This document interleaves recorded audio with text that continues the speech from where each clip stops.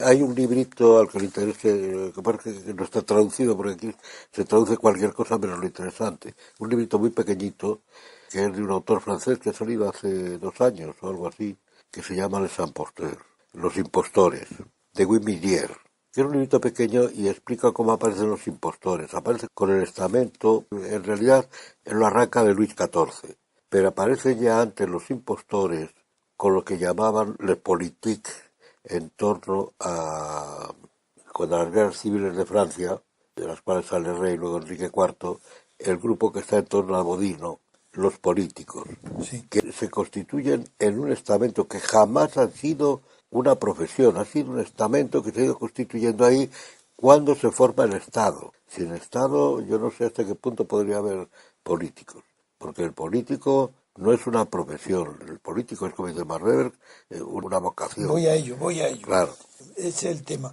Me ha despertado estos titulares de Bárbara del desarrollo de una idea corriente, pero que fue muy bien expuesta con mucha sencillez por Max Weber en el año, creo que fue en el 1919, en un pequeño monografía, que yo la tengo en la traducción de Julien Fren y con la introducción de Raymond Aron, y que fue publicada en el 1959. El título en francés es El sabio y el político. Y ahí desarrolla... Que está traducido, por si alguien lo ha leído, Sí, aquí está traducido como el político y el científico. en alemán. En español, en español. En español, sí. En alemán, No, en alemán yo creo que está igual que en francés. en alemán es... Le savant y le político. No, si lo ha traducido Julien Fren, Sí. seguro que es Savant y no es científico. Seguro, yo estoy seguro. Seguro. Verdad, sí. En alemán puede ser del Weisse o algo por el Sí, estilo. pero es que yo lo tengo en el libro original grande y te lo A recuerdo lo en mejor alemán. es del Weisse. Es que no es lo mismo el Savant que el científico. Desde luego que no. La diferencia que hay entre sabio y eso y científico El no es la Savant, misma. la palabra que yo creo que quería emplear ahí Max Weber, es en el sentido de los savants de Comte, de Saint-Simon y todos estos, Sí, que, recoge una que tradición. son el poder espiritual. Sí, bueno, la concepción espiritual del mundo, más que el poder espiritual. Porque el sabio no tiene por qué buscar el poder. No, Bien. pero es que Comte habla del pouvoir Sí, espiritual, claro. en De contraposición acuerdo. al pouvoir temporal. Pero en fin, la idea es sencilla y la desarrolla en 2 capítulos, que los voy a resumir en muy pocas frases. Una es, cuando dice soy una profesional, quiere decir que es profesional de una manera permanente, mientras que es circunstancial, transitorio, ocasional, cualquier dedicación a la política. Cuando se dice profesional ya implica la idea de permanencia. Esta idea es anterior al desarrollo que hizo de esta Max Weber. Y el origen de esta idea está en la Revolución Francesa, a la caída de Robespierre, cuando ya bajo el directorio de Barras y antes del consulado, en las elecciones se produjo al principio una afluencia momentánea, rápida, pero luego se produjo tal profesionalización de la vida política, El arribismo. se produjo tal enchufe político que durante el directorio, la época más corrompida que ha existido en toda la historia política de Francia, así de claro, lo más corrompido fue el directorio, pues ahí se creó la palabra perpetuos para designar a la clase política elegida, a los diputados. Se la llamó los perpetuos. La oligarquía. Sí, Ya. la oligarquía es un término más genérico que designa una forma de... Es la oligarquía en Nuche, en la oligarquía que se está formando, la nueva oligarquía. Sí, los diputados forman una clase. Esa clase política es el origen de lo que se llama luego clase política, que también es distinto del concepto de élite, que es otra cosa. Élite distinta. puede tener otro sentido. Eso, que todo eso es posterior y eso se hace al final del siglo XIX. Pero yo lo que estoy hablando ahora es de la Revolución Francesa. Ese nombre fue de creación popular. Ningún filósofo ni escritor lo creó. Fue que ante el asco que produjo a los ciudadanos franceses y el gran auge de repente de la abstención, que hizo, entre otras razones, que cayera luego el sistema del directorio, aunque en aquella época fue para darle el poder al cónsul Bonaparte. Pero para que sepan que la abstención ha tenido un papel fundamental en la vida política. Y en el directorio fue fundamental la caída del sistema y el golpe de Estado de 18 de Brumario por la enorme abstención que produjo que la clase política fue denominada despectivamente los perpetuos. Pues bien. Que la abstención favoreció el golpe de Estado. absolutamente. Claro, Sí, sí. la Bien. dictadura. Sí, el golpe de Estado del consulado, Que es sí, cuando llega, que cuando por cierto, Dalmacio, tan erudito como eres y te gusta la precisión, el famoso 18 de Brumario no fue tal, no fue el 18, sino el 19. Y fue a partir del artículo de Carlos Marx y de la difusión tan grande que que se tuvieron, confundió a lo mejor. escondió toda la humanidad. Y yo tengo el texto íntegro de que demuestra el error y lo tengo arriba. Y es una maravilla, digo arriba en mi habitación.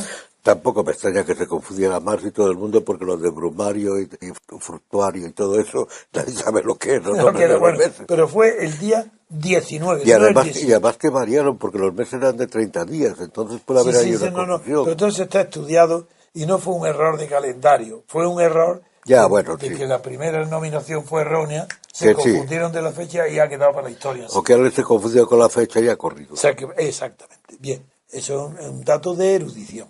Pero lo que no es Minúsculo, pero erudición es que el nombre de los perpetuos desapareció luego, pero volvió al estudio, al pensamiento filosófico, cuando Max Weber, en esta monografía que estamos hablando del sabio y el político, introdujo un capítulo pequeño que tituló Los permanentes, que evidentemente deriva de los perpetuos, es lo mismo. Entonces, el que está permanentemente dedicado a la política es imposible que tenga el mismo tipo de vocación, como se llama, del que no es permanente, sino ocasionalmente se dedica a la política.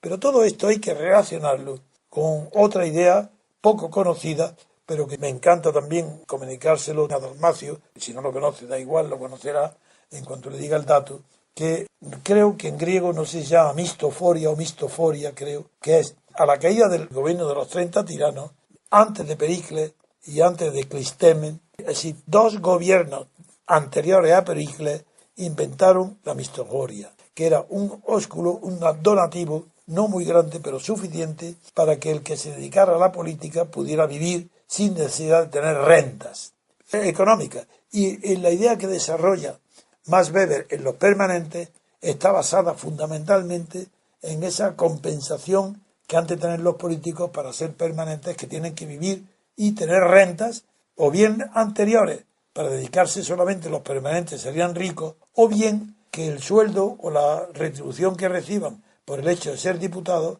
lo convierten en una gabela, en una sinecura, en un estamento. Claro. y ya los que participan en esa sinecura se protegen unos a otros y surge la clase perpetua o permanente de los profesionales de la política, que es el caso de Barberá. Pero recordado el paso rápido de Max Weber sobre este fenómeno, aunque él no cita la Revolución Francesa, y hasta es posible que no lo sepa, pero yo creo que sí, que es tan parecido que es casi seguro. Que ya vamos a pasar a examinar la parte más conocida de su monografía, que tiene el subtítulo, cuando corresponde, de vivir para o de la política.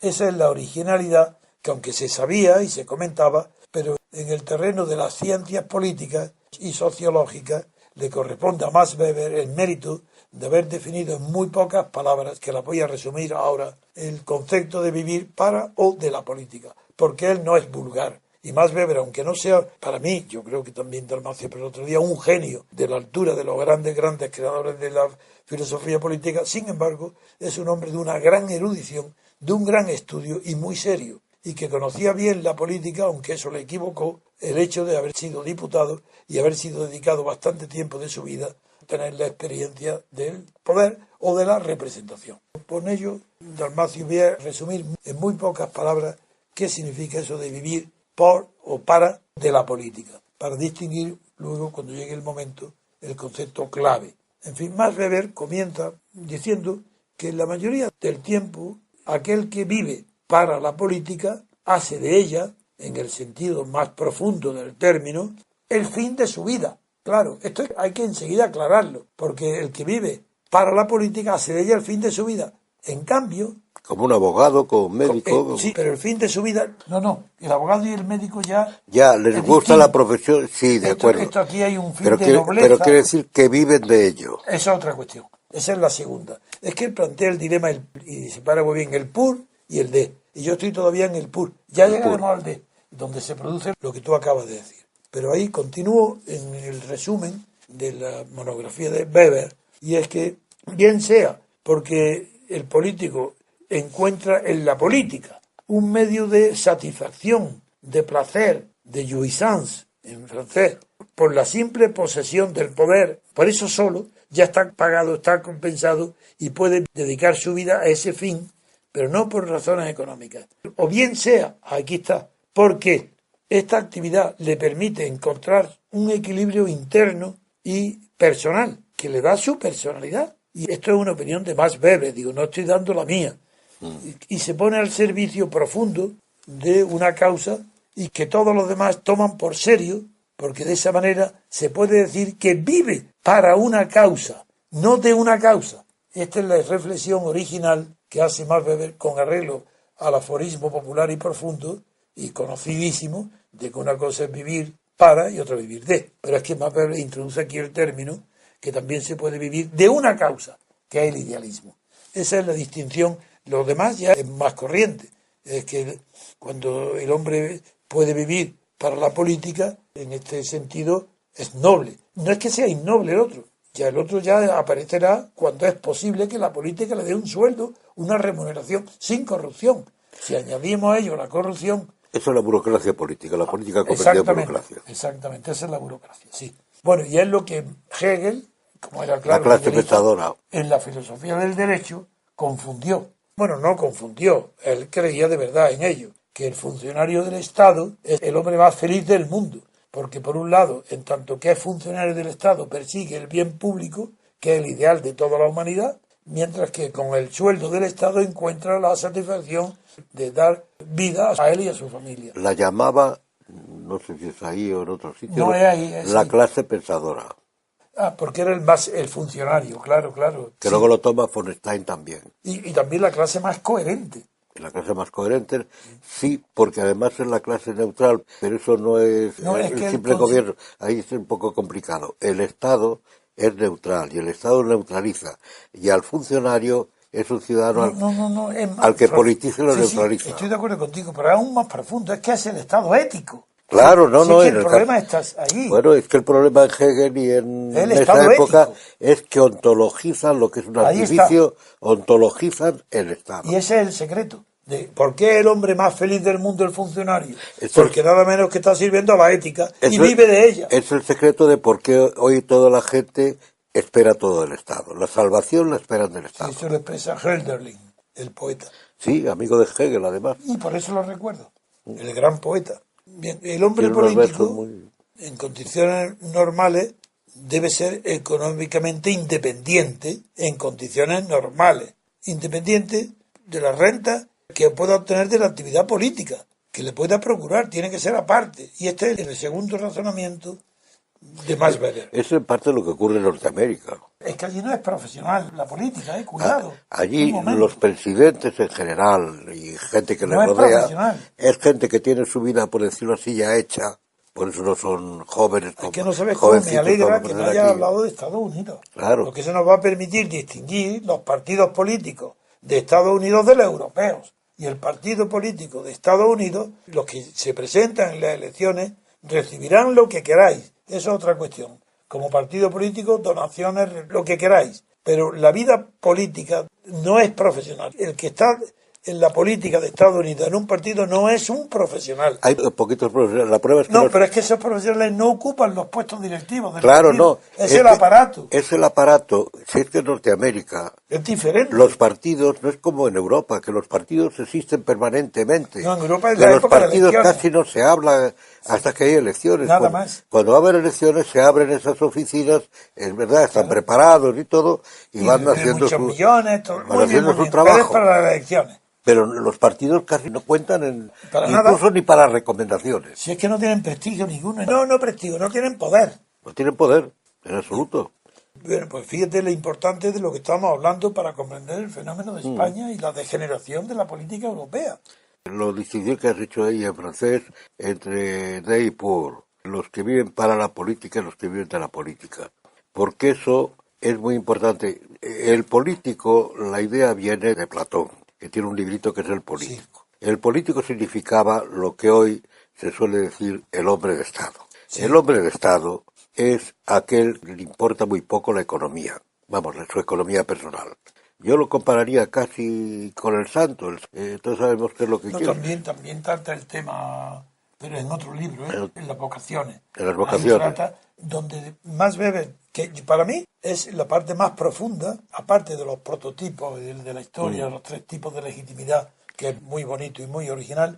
Sí, Pero pero es eso, falso. pero por lo menos es En bonito. parte, es Sí. falso. La legitimidad racional de la democracia no tiene sentido. No, la carismática está bien. La carismática está bien. Eso, bien, Y la de la tradición también. claro. Pero la otra, que la democracia sea una forma racional de legitimar, es que no tiene sentido. No, pero aquí lo que yo quiero hablar ahora No, bueno, ya vamos a es eso. que es Sí. profunda la distinción que hace Max Weber entre el sabio y el político, distinguiendo lo que es la responsabilidad de uno y de otro. Exacto. Y eso sí que la ética de la responsabilidad o la ética de la convicción es muy profundo, pero ahí también pongo límites, que un religioso no puede tampoco prescindir de las consecuencias de sus actos religiosos Exacto. cuando son públicos. Por tanto, también ahí hay que poner límites a la definición tan nítida que establece Max Weber, porque no hay tanta diferencia entre la responsabilidad moral adquirida por un sabio de la que adquiere un santo o un religioso O un político, o un un hombre de, político, un hombre de Estado, un hombre de Estado. un hombre de Estado. Es decir, que eso sí que son observaciones personales que hace mucho tiempo que yo he añadido en mis publicaciones a la no obstante admirable estudio y distinción entre la ética de la responsabilidad y la ética de la convicción. Entonces, es verdad, pero es que no hay mayor convicción entre un santo y un hombre público dedicado de verdad a su causa, aunque haya habido muy pocos en el mundo.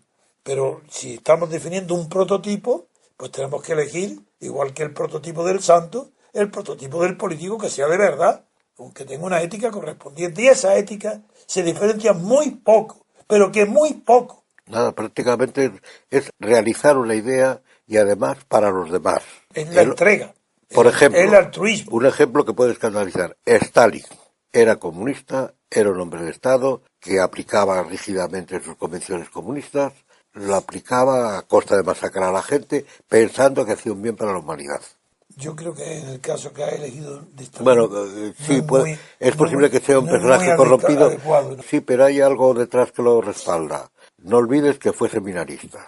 Sí, y también asaltante de banco, Sí, pero a lo mejor, antes de ser del partido. pero no después, En Tiflis asaltó bancos. pero después de ser seminarista. Sí, después de ser seminarista. Bien, pero bueno, de acuerdo. Claro, que a lo mejor asalta bancos para el partido. Pero yo resumo, no quiero apartarme de la idea de que la ética de la responsabilidad y la ética de la convicción están prácticamente dentro de los mismos límites de la humanidad. Y eso, Exacto. y sería más bien como los paradigmas ejemplares, ¿sí?, de los grandes hombres, de las grandes figuras históricas que han sido protagonistas, bien sea de un ejemplo de santidad o bien sea de un ejemplo de ética política, de Estado, hombres de Estado. Ha habido muy pocos en la historia, pero los que ha habido, sí está bien que Max Weber haya trazado esas diferencias. Y lo que nosotros, yo por mi parte, y creo que con la ayuda de Dalmacio, estamos hoy haciendo hincapié en que las diferencias no son tan grandes como las que puso en la monografía que comentamos de Max Weber. ¿Estás de acuerdo? Sí, sí, estoy de acuerdo. La ética del convencimiento es la responsabilidad, en el fondo. Lo que pasa es que la ética de la responsabilidad es más común, porque si no hay libertad. Hombre, es porque, que es la de las profesiones liberales. no, y es porque El que no es funcionario, claro, pero, la ética que tiene es de la responsabilidad. pero es porque no hay libertad sin responsabilidad, que es una cosa que se olvida. Ah, sí, sí. Toda No, la, pero sí. la responsabilidad es el anverso o el reverso, me da lo mismo de la libertad. No, es que van juntos, es lo mismo. Son como una moneda de dos caras. Sí, claro, pero es que la diferencia entre las profesiones liberales Ya, y el funcionario ya, es enorme. es enorme porque el funcionario está neutralizado No solamente, sino que tiene políticamente. un jefe. Y al tener un jefe claro, no es tan libre, obedece órdenes. Por esos órdenes le neutralizan. Claro. Porque una función del Estado es neutralizar. Pero yo considero no del gobierno, que es distinto. El gobierno no neutraliza. La clase profesional de los médicos han conservado, en general hablo como es natural, un ideal bastante cercano al de la perfección. Muy cercano. De todas las profesiones, el que menos se aparta del ideal es el médico. Y el abogado se aparta de su ideal porque ha sido corrompido por las costumbres. Y ya no Y tiene por la multiplicación de las leyes y por por muchas muchas cosas. cosas, pero ya no mantiene. A eso quería referirme al hacer este comentario de relativizar los conceptos absolutos con los que Max Weber se pronuncia en estos dos temas Que que en la hemos hablado. medicina también por el juramento galénico ya no se observa. Observa mucha gente, pero hay muchos que no. Porque el juramento galénico es salvar la vida Sí. No, hombre, es que un médico por definición o cuidar la está vida. condenado a no salvar la vida. Es que el médico es una profesión que cura a sabiendas de que su profesión termina en fracaso, Pero ya, puesto que todo el mundo tiene que morir. claro, Pero es que para mí esa es la grandeza del médico. claro. Si yo la profesión que más admiro en el mundo es la de médico. Ujú. Un médico consciente de su profesión, entregado a ella, es un ejemplo para mí maravilloso y diario. Les tengo un respeto a los médicos y sin embargo Y además es gente que se preocupa por el enfermo. Es lo que desespera mucha gente en las consultas. Es que lleva ya hoy una hora, nos han citado a tal hora y tal. Es que eso no sabe. Recibe a alguien en la consulta, pero la consulta pues quiere saber qué le pasa al enfermo y se puede eternizar. además hay otra circunstancia, Dalmacio. Algo de Lo digo un especial, hecho común, un hecho algo de cotidiano. especial ha de tener la vocación de médico y el trabajo profesional del médico cuando se da la circunstancia que es la única profesión que incorpora el humanismo, es decir, el conocimiento de la literatura, arte, filosofía, de los que no son practicantes de ella, los médicos son más atraídos por ese cultivo de esas humanidades que los propios abogados, por ejemplo. Yo encuentro en médicos mucho más términos de común en la cultura que con los abogados. Mira, y ya que estamos con el político, acuérdate de que Platón no habla de ciencia política, es una No, porque tontería. la ciencia es muy hasta No, es condenada. una tontería, ciencia política, Ciencia eso no hay. no tiene sentido. Si fuera como scientia todavía en latín, bueno, Sí, como saber, saber. pero Sí, como ciencia la política es una tontería. sí. No hay tal ciencia. Pero acuérdate que Platón funda la política como un saber, como un arte médico para curar los Sí, y males de la pone el ciudad. ejemplo, la analogía, igual que en los primeros escritos de Sócrates. Se acude continuamente al ejemplo del artesano carpintero, porque cuando se inventa la noción de las causas, se habla de ella es partiendo de la base. Hay una racionalización ahí. Exactamente, que alguien tendrá que haber hecho una mesa y aparece la distinción entre causa eficiente, causa final. Pues también en la segunda época, donde las obras más abstractas de Platón, el ejemplo que suele poner es la medicina. El No, es médico, que ¿de dónde lo saca? el ¿De dónde médico. lo saca? Para curar los males de la ciudad, que entonces estaba dividida entre ricos y pobres. Sí, Es una simplificación, pero va al cuento. Y entonces dijo, aquí la ciudad tiene que ser una unidad, como un cuerpo. Un cuerpo tiene que ser, cada sí, parte se va por un desde lado, luego. como un Así que yo cuerpo creo vivo. que esta parte de Y se la... trata de curar los males de la ciudad. Sí, ¿Dónde hay hoy políticos que se preocupen de curar los males de la ciudad? ahí está, O de la nación, ahí está. o del país, nada, todos van a lo suyo. Guiados por ideologías a lo mejor, me da lo mismo. Pero la ideología parte también, porque es una parte, es decir, divide el cuerpo político. Pues figuraros, a los oyentes les digo, que si este es nuestro concepto del sentido de la responsabilidad, Que la responsabilidad es de la general, porque sí, toda gente, de todo el por mundo, eso, lo nuevo de, en cierta manera, de Weber es lo de la convicción. sí, Pero que ahí vale también para la ideología, por ejemplo. por ejemplo, claro, es que los que están convencidos de una ideología, pero hay una diferencia, ese es un saber menor, La ideología es un saber menor porque es parcial, porque es una idea que parcial parte, que se que convierte en desarrolla universal, metódicamente, eso no es. racional. La razón en realidad no existe. Lo que existe es un método. No, existe la facultad de razonar, Existe la conciencia, el ser consciente de que el hombre mediante el lenguaje puede tener un método, seguir un método, que es en el fondo el discurso del método de Descartes, que no es discurso de la razón, es el discurso del método. sin duda ninguna, porque ese es el fundamento de la El- invención de Descartes, nada menos que claro, de acabar con la cultura del Renacimiento y de la Edad Media, claro, y el que es razón. acabar con el concepto de la vida orgánica. El método no es que funde la ciencia, no, no, no, es que acaba con las creencias que la vida y todo viene de el animismo, la vida orgánica, la magia, todo eso acaba con Descartes. Sí, porque es un pensamiento mecanicista. Exacto, esa es la palabra. Que es que la física, la ciencia inicial de Galileo, Galileo, Pero en que fin, creo que complicar le la hemos vida, dedicado ya demasiadas es física, no es tiempo, biológica. aunque no a la idea, sí, a lo que nos la ha motivado, que es que la señora Bárbara Ha dicho, Pero soy sí, una profesional. si es que los políticos españoles y creo que todos los europeos dan motivo para hablar del Toda la fin del vida, mundo, claro. del origen y del fin del mundo. Claro, por los bárbaros que son. Tenemos que ir al origen para explicar Son, esta son de barbarie. un primitivismo brutal. Eso es.